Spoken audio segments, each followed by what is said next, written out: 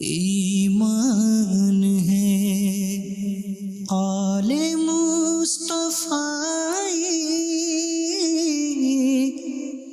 قرآن ہے حال مصطفیٰ۔ الحمد للہ رب العالمین والصلاة والسلام علی سید الانبیاء والمرسلین، اما بعد فاعوذ باللہ من الشیطان الرجیم، بسم اللہ الرحمن الرحیم۔ الصلاة والسلام علیک یا رسول اللہ وعلی آلک واصحابک یا حبیب اللہ۔ الصلاة والسلام علیک یا نبی اللہ وعلی آلک واصحابک یا نور اللہ۔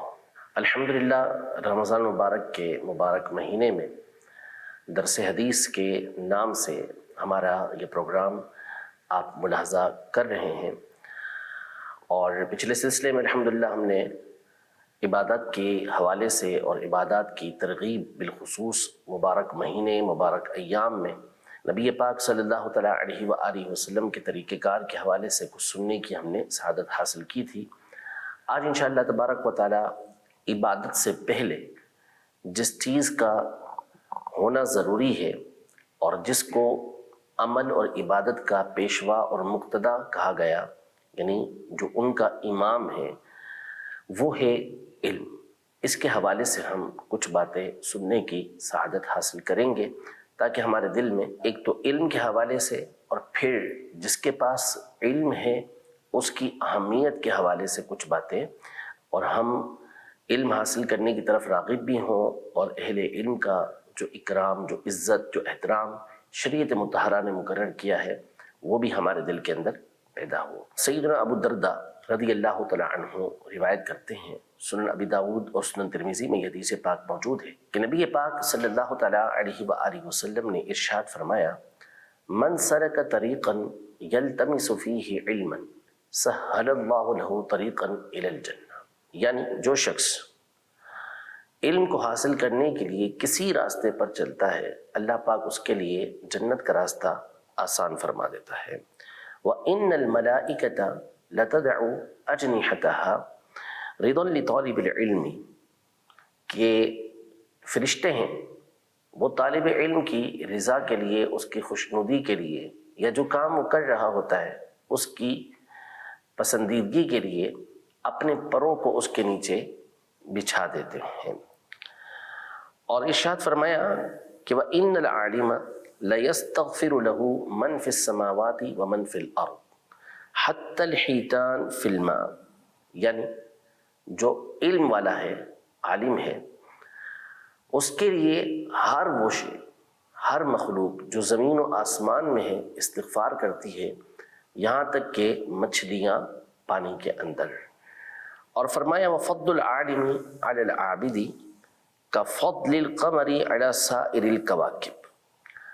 اور عالم کی فضیلت عبادت کرنے والے پر ایسی ہے جیسا کہ چاند کی اہمیت اور اس کی فضیلت یہ دیگر ستاروں کے اوپر ہوتی ہے۔ اور اسی حدیث پاک میں یہ ارشاد فرمایا وَإِنَّ الْعُلَمَاءَ وَرَثَةُ الْأَنْبِيَاءِ، اور بے شک علماء انبیاء کے وارث ہیں۔ وَإِنَّ الْأَنْبِيَاءَ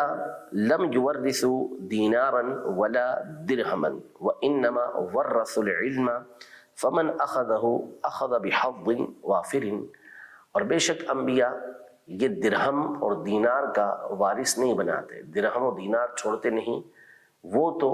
علم کا وارث بناتے ہیں۔ تو جو علم کو حاصل کرتا ہے وہ بہت بڑا حصہ حاصل کرنے والا ہے۔ یہ مکمل حدیث مبارکہ میں نے آپ کے سامنے ترجمے کے ساتھ عرض کی۔ اس کی ابتدائی جو عبارت ہے، ابتدائی جو گفتگو ہے، اس پر انشاءاللہ ہم بات کریں گے۔ نبی پاک صلی اللہ علیہ وسلم نے یہ ارشاد فرمایا کہ جو علم کے راستے پر چلتا ہے اللہ پاک اس کے لیے جنت کا راستہ آسان فرما دیتا ہے۔ اس میں سب سے پہلی بات جو علماء نے ارشاد فرمائی وہ یہ ارشاد فرمائی کہ یہاں نبی پاک صلی اللہ تعالیٰ علیہ وسلم نے کوئی خاص راستہ معین نہیں کیا کہ ایک شہر سے دوسرے شہر جانا، ایک علاقے سے دوسرے علاقے میں جانا، ایک ملک سے دوسرے ملک جانا، ایک محلے سے دوسرے محلے میں جانا، نہیں، بلکہ جو مطلقاً مختصر راستے پر بھی اس لیے چلا کہ میں یہ اس لیے سفر اختیار کر رہا ہوں یا اس لیے اس جگہ پر چل کر جا رہا ہوں کہ علم حاصل کروں، تو اللہ پاک اس کے لیے جنت کا راستہ آسان فرما دیتا ہے۔ اپنے گھر سے مسجد میں، اپنے گھر سے اجتماع گاہ کے اندر، اپنے گھر سے جامعہ کے اندر بندہ سفر اختیار کر کے جاتا ہے تو یہ اسی حدیث پاک کی فضیلت کے تحت آتا ہے کہ اللہ پاک اس کے لیے جنت کا راستہ آسان فرما دیتا ہے۔ اب جنت کا راستہ آسان کیسے فرماتا ہے؟ کیونکہ نبی پاک صلی اللہ علیہ وسلم کی تعلیمات تو ہر ایک کے لیے بالکل واضح ہیں۔ قرآن و سنت کے اندر ہمیں بتا دیا گیا ہے کہ یہ بھلائی کا راستہ جنت کی طرف لے جانے والا اور یہ برائی کا راستہ جہنم کی طرف لے جانے والا ہے۔ تو اب علم حاصل کرنے والے کے لیے کیا اس کے اندر آسانی پیدا ہوتی ہے؟ تو اس حوالے سے علماء نے یہ ارشاد فرمایا کہ جب بندہ اللہ جل شانہ کی رضا کے لیے علم حاصل کرتا ہے تو اللہ پاک اس کو ایسے اعمال کرنے کی، ایسی عبادت کرنے کی توفیق عطا فرماتا ہے کہ جس کے ذریعے سے جنت میں جانا اس کے لیے آسان ہو جاتا ہے۔ یعنی علم کو اگر اللہ پاک کی رضا کے لیے، اللہ پاک کو راضی کرنے کے لیے کہ اس میں اللہ پاک کو راضی کرنا ہے، اللہ پاک کے حکم پر عمل کرنا ہے، اس لیے علم دین حاصل کرتا ہے، تو اس کا سب سے پہلا فائدہ اللہ پاک اس بندے کو یہ عطا فرماتا ہے کہ اسے اپنے علم پر عمل کرنے کی توفیق عطا فرماتا ہے۔ اس کے لیے عبادت کو اللہ پاک آسان فرما دیتا ہے کہ جس کے ذریعے سے وہ جنت کے راستے پر چلتا ہے اور بآسانی جنت کے اندر جانے والے کام کر کے قیامت کے دن جنت میں داخل ہو جائے گا۔ تو یہ علم کی فضیلت ہے۔ یاد رکھیے کہ علم وہی مفید ہے جس کو علم نافع کہا گیا ہے۔ یعنی بعض اوقات جو علم ہوتا ہے وہ بندے کے لیے بہت بڑا پردہ بن جاتا ہے، رکاوٹ بن جاتا ہے، جس کو کہا گیا کہ العلم الحجاب الاکبر، کہ علم جو ہے یہ بہت بڑا پردہ ہے۔ تو اس کی ایک تشریح اور توضیح یہ کی گئی اس جملے کی کہ بعض اوقات بندہ علم حاصل کر کے اس علم کو اس انداز میں استعمال کرتا ہے کہ جو اس کو جنت کے راستے پر لے جانے کی بجائے جہنم کے راستے کی طرف لے جاتا ہے۔ یعنی وہ اپنے علم کے ذریعے ہیلے بہانے تلاش کرتا ہے، وہ ایسی راہ تلاش کرتا ہے کہ جس کے ذریعے سے وہ عمل کی راہ سے دور ہو جائے، اللہ تبارک و تعالیٰ کے احکام کو معطل کرنے کی کوشش کرے اور ان سے بچنے کے ہیلے تلاش کرے، تو ایسا علم بندے کے لیے مضر ہوتا ہے، غیر نافع ہوتا ہے۔ اسی لیے نبی پاک صلی اللہ تعالیٰ علیہ وسلم کے معمولات میں ہمیں اس حوالے سے بالخصوص دو دعائیں ملتی ہیں کہ نبی پاک صلی اللہ تعالیٰ علیہ وسلم اللہ کی بارگاہ میں یوں دعا کرتے تھے کہ اللہم انی اسألک علما نافعا، کہ اے اللہ میں تجھ سے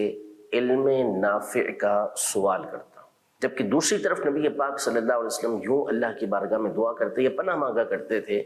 کہ وَأَعُوذُ بِكَ مِنْ عِلْمٍ لَا يُنْتَفَعُ بِهِ، کہ میں تجھ سے ایسے علم سے پناہ مانگتا ہوں کہ جس کے ذریعے سے نفع نہ اٹھایا جائے۔ یعنی غیر نافع علم سے نبی پاک صلی اللہ علیہ وسلم پناہ مانگا کرتے تھے۔ اسی لیے علماء نے قرآن مجید فرقان حمید کی جو آیت ہے رب زدنی علما، کہ اے میرے رب میرے علم میں اضافہ فرما، یہاں علم سے مراد علم نافع ہی لیا، کیونکہ ظاہر ہے کہ اللہ پاک کی بارگاہ میں جو دعا کی جائے گی وہ علم نافع ہی کی جائے گی۔ تو علم نافع اس کی ایک تعریف اور تشریح یہی کی گئی کہ وہ علم کہ جو بندے کو اللہ کے قریب کر دے، وہ علم کہ جو بندے کو عمل کی طرف ابھارے، وہ علم کہ جو بندے کو اللہ کی رضا کے کام کرنے کی ترغیب دلائے، تو ایسا علم یہ علم نافع ہوتا ہے۔ اسی لیے فرمایا کہ من سلک طریقا یلتمس فیہ علما سہل اللہ لہ طریقا الی الجنہ، کہ جو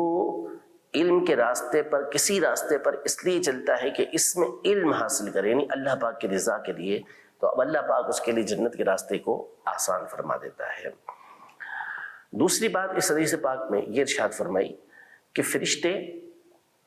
اس طالب علم کی جو راہ علم کے اندر نکلا ہے، اس کی رضا کے لیے یا جو کام وہ کر رہا ہوتا ہے اس کی رضا کے لیے اپنے پروں کو، اپنے بازوؤں کو اس کے نیچے بچھا دیتے ہیں، یعنی اس کی رسپیکٹ کرتے ہیں، اس کی تعظیم کرتے ہیں، اس کا احترام کرتے ہیں کہ وہ اللہ پاک کے حکم پر عمل کرتے ہوئے اللہ پاک کی رضا کے لیے، اپنے پروردگار کو راضی کرنے کے لیے جو بہترین ذریعہ ہے علم کا حاصل کرنا، اس کے لیے یہ نکلا ہے، تو اپنے پروں کو اس کے نیچے بچھا دیتے ہیں۔ علماء نے یہاں ایک بڑی خوبصورت گفتگو کی ہے کہ قرآن مجید فرقان حمید میں اللہ پاک نے حضرت سیدنا آدم علی نبینا و علیہ السلام کی تخلیق کا، ان کو پیدا کرنے کا واقعہ یہ کئی مقامات پر بیان کیا۔ سورہ بقرہ کی ابتدا میں اللہ پاک نے فرشتوں سے یہ فرمایا کہ میں زمین میں اپنا خلیفہ بنانے والا ہوں، تو اس کے اوپر پھر فرشتوں سے گفتگو ہوئی۔ فرشتوں نے یہ بیان کیا کہ یہ جس کو تو خلیفہ بنائے گا، یعنی انسان کو، تو یہ تو زمین کے اندر فساد کرے گا، خون بہائے گا، اور ہم تیری تسبیح کرتے ہیں، تیری پاکیزگی بیان کرتے ہیں، تیری حمد کرتے ہیں۔ تو اللہ پاک نے ارشاد فرمایا کہ انی اعلم ما لا تعلمون، جو میں جانتا ہوں وہ تم نہیں جانتے۔ پھر اس کے بعد اللہ پاک نے حضرت سیدنا آدم علی نبینا و علیہ السلام کو علم عطا فرمایا، وعلم آدم الاسماء كلها، ہر چیز کے نام اللہ پاک نے حضرت آدم علیہ السلام کو سکھا دیے۔ ثم عرضهم علی الملائکہ، اس کے بعد حضرت آدم علیہ السلام نے وہ نام فرشتوں کے سامنے پیش کیے۔ فقال انبئونی باسماء هؤلاء ان کنتم صادقین، اور ان فرشتوں سے کہا کہ ان کے نام جو ہے، فرشتوں کے سامنے ان چیزوں کو پیش کیا اور کہا کہ ان کے نام بتاؤ اگر تم سچے ہو، یعنی تمہیں فضیلت حاصل ہے انسان کے اوپر، تو تم ان کے نام بتاؤ۔ تو فرشتے جو معصوم ہیں انہوں نے فوراً اللہ کی بارگاہ میں عرض کی کہ سبحانک لا علم لنا الا ما علمتنا، اے ہمارے رب تیری پاکی ہے، تو ہر عیب سے پاک ہے، ہمیں اتنا ہی علم ہے جتنا تو نے ہمیں سکھایا ہے، اور تو ہی علم والا، تو ہی حکمت والا ہے۔ اس کے بعد اللہ پاک کے حکم سے حضرت آدم علی نبینا و علیہ السلام نے فرشتوں کے سامنے ان چیزوں کے نام بیان کیے۔ اب اللہ پاک نے فرشتوں کو اس بات کا حکم دیا کہ وہ آدم علیہ السلام کے سامنے سجدہ کریں، تو سارے فرشتوں نے سجدہ کیا۔ یہ واقعہ اور الفاظ کے ساتھ قرآن مجید فرقان حمید میں سورۃ الاعراف میں بھی بیان کیا گیا، سورۃ الحجر کے اندر بھی بیان کیا گیا، اور مقامات پر بھی بیان کیا گیا۔ یہاں علماء نے یہ ارشاد فرمایا، مفسرین نے، کہ اللہ جل شانہ نے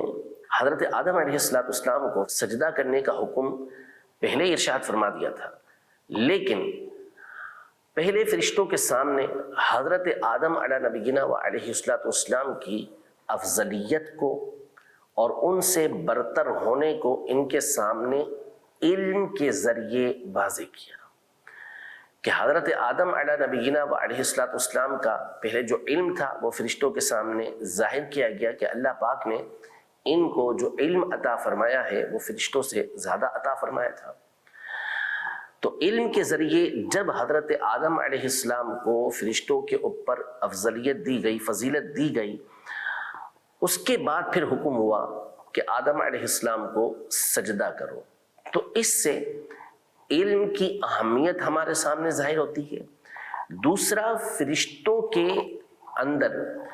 یہ بات رکھ دی گئی ہے کہ جو اللہ پاک کی رضا کے لیے علم حاصل کرنے والا ہو وہ قابل تعظیم ہے، وہ تکریم کے، وہ احترام کے، وہ عزت کے لائق ہے کہ جو اللہ پاک کی رضا کے لیے علم دین حاصل کرتا ہے۔ اسی لیے ارشاد فرمایا کہ یہ جو اس حدیث پاک کے اندر موجود ہے کہ فرشتے طالب علم کی رضا کے لیے کہ جو وہ علم حاصل کر رہا ہوتا ہے اس سے راضی ہو کر اس کے نیچے اپنے پروں کو بچھاتے ہیں، تو یہ اسی واقعے کا اثر غالباً ان کے اندر رکھا گیا ہے کہ وہ متاثر ہو کر کہ علم وہ چیز ہے کہ جس کے ذریعے سے ان کے اوپر انسانوں کو فضیلت حاصل ہوئی ہے، تو یہ اپنے پروں کو علم حاصل کرنے والے کے نیچے بچھا دیتے ہیں، یعنی جو اللہ پاک کی رضا کے لیے علم دین حاصل کرنے والا ہو۔ اور یہ طریقہ کار کہ علم جو سکھانے والا ہے، جو عالم ہے، اللہ پاک نے ہر سعادت مند کے دل کے اندر اس کی تعظیم رکھی ہوتی ہے۔ وہ شخص کہ جو اللہ پاک کی رضا کے لیے علماء کا احترام کرنے والا ہو، اللہ پاک دنیا اور آخرت دونوں کے اندر اس کو سرخروئی اور بلندی عطا فرماتا ہے، اور جس کے دل کے اندر کسی علم والے سے نفرت ہو، بغض ہو، عداوت ہو، اور وہ علماء کی تحقیر کرنے والا ہو، تو دنیا اور آخرت دونوں میں اللہ پاک رسوائی اور ذلت اس کا مقدر کر دیتا ہے۔ دنیا کے اندر بھی وہ نیک دل لوگ، انصاف پسند لوگ، عقل سلیم رکھنے والے لوگوں کے دل میں کبھی بھی عزت نہیں پا سکتا، اور قیامت کی وعیدیں اس کے لیے جدا گانا ہے۔ ہم اپنے اسلاف کو دیکھیں، اپنے بزرگان دین کو دیکھیں، صحابہ کرام علیہم رضوان کو دیکھیں، ان کے انداز بالخصوص ان کے لیے جن سے وہ خود علم حاصل کریں بہت زیادہ تعظیم و تکریم والے ہوتے تھے، اور جو علماء ہوتے تھے، جو اہل علم ہوتے تھے، ان کی تعظیم و تکریم سے، ان کے واقعات سے کتابیں بھری ہوئی ہیں۔ مستدرک حاکم کے اندر یہ حدیث پاک موجود ہے کہ جب نبی پاک صلی اللہ تعالی علیہ وآلہ وسلم کا وصال ظاہری ہوا، اپنے دنیا سے پردہ فرمایا، انتقال ہوا، تو حضرت سیدنا عبداللہ ابن عباس رضی اللہ تعالی عنہما نے اپنے ایک ساتھی سے کہا کہ ابھی رسول پاک صلی اللہ تعالی علیہ وسلم کے بڑے بڑے صحابہ موجود ہیں، تو ہم چلتے ہیں اور ان سے علم حاصل کرتے ہیں۔ تو وہ جو آپ کے ساتھی تھے انہوں نے کہا کہ تم کیا چاہتے ہو کہ تم وہ مقام مرتبہ حاصل کر لو کہ لوگ اتنے بڑے بڑے صحابہ کو چھوڑ کر تمہارے گرد جمع ہو جائیں گے؟ تو انہوں نے ساتھ چلنے سے گویا کہ ایک طرح سے منع کر دیا، لیکن عبداللہ ابن عباس رضی اللہ تعالی عنہما جو کم عمر تھے، انہوں نے اپنی جستجو یہ جاری رکھی، اور مختلف صحابہ کرام علیہم رضوان کے پاس آپ علم حاصل کرنے جایا کرتے تھے، جن میں بالخصوص حضرت سیدنا زید بن ثابت رضی اللہ تعالی عنہ کے پاس آپ جاتے، اور پھر ان کی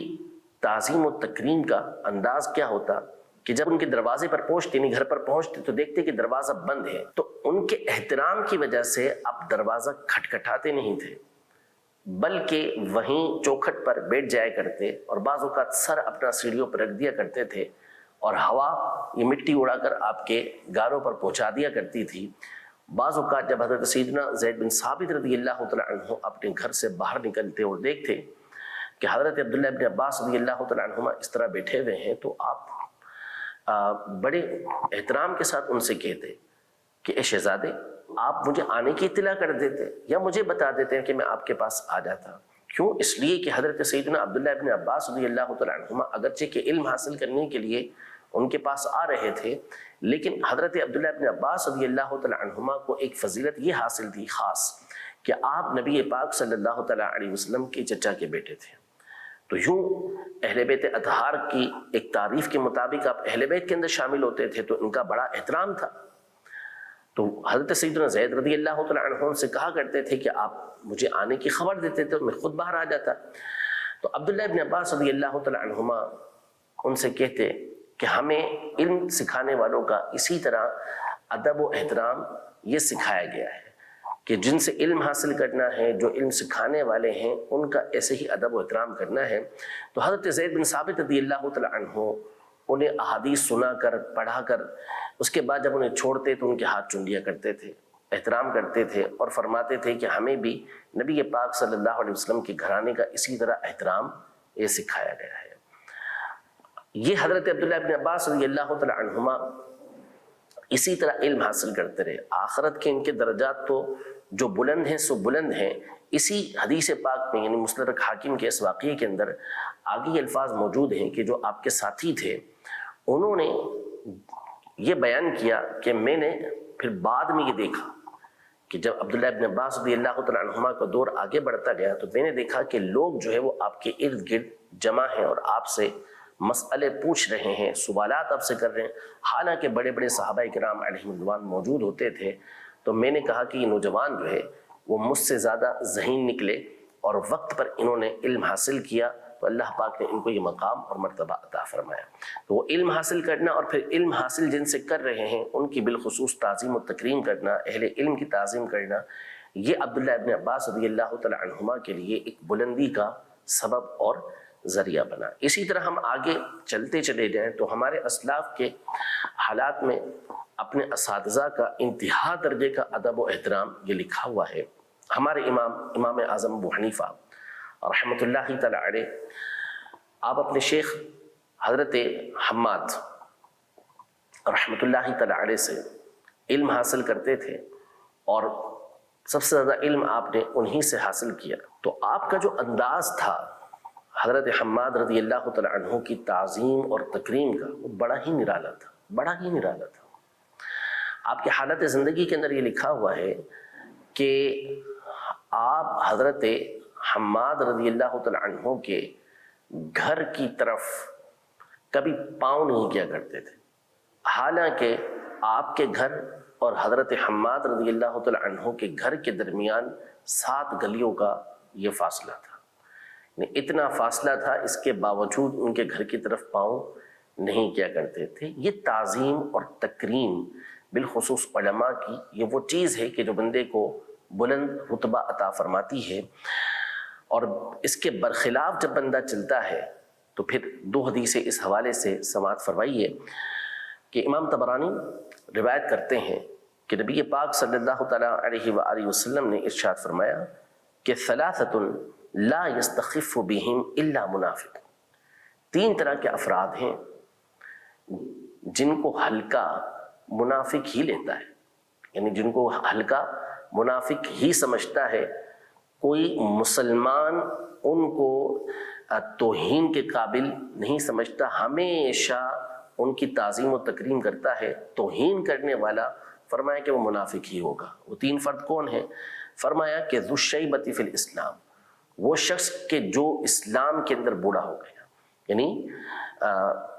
ایمان لے کر آیا یا مسلمان ہی پیدا ہوا اور اسلام میں رہتے رہتے وہ بڑھاپے کو پہنچ گیا، اسلامی تعلیمات پر عمل پیرا ہوتا رہا، بڑھاپے کو پہنچ گیا، تو اب اس کی توہین کرے گا وہ منافقی کرے گا۔ اور فرمایا وَذُو الْعِلْمِ، اور علماء ان کی توہین کرنے والا یہ منافقی ہوگا۔ کوئی مسلمان جو ہے، جو صحیح العقیدہ مسلمان ہو، جس کا دین ٹھیک ہو، وہ کبھی بھی ان کی توہین نہیں کرے گا۔ والامام المقسط، اور عادل بادشاہ، کہ جو عادل بادشاہ ہو، انصاف کرنے والا بادشاہ ہو، اس کی توہین بھی کوئی منافق ہی کر سکتا ہے۔ صحیح عقیدہ رکھنے والا، صحیح ایمان رکھنے والا، صحیح اعتقاد رکھنے والا مسلمان کبھی بھی اس کی توہین نہیں کرے گا۔ تو اب ان لوگوں کو سوچ لینا چاہیے کہ جو اس طرح کے معاملات کرتے ہیں تو ان کا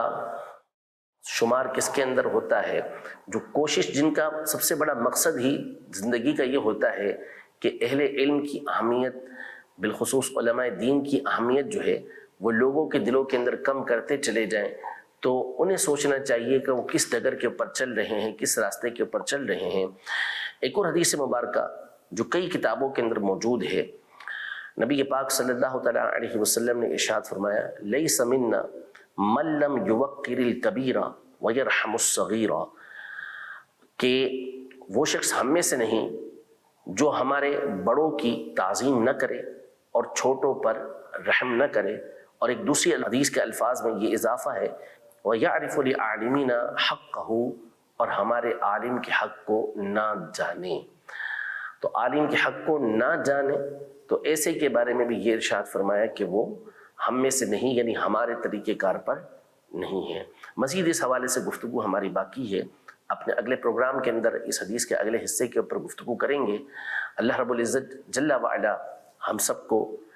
نبی پاک صلی اللہ تعالیٰ علیہ وآلہ وسلم کے دین متین کے علماء کی تعظیم اور تکریم کرنے کی توفیق عطا فرمائے، اور ہمیشہ ان کی توہین سے، ان کی استخفاف سے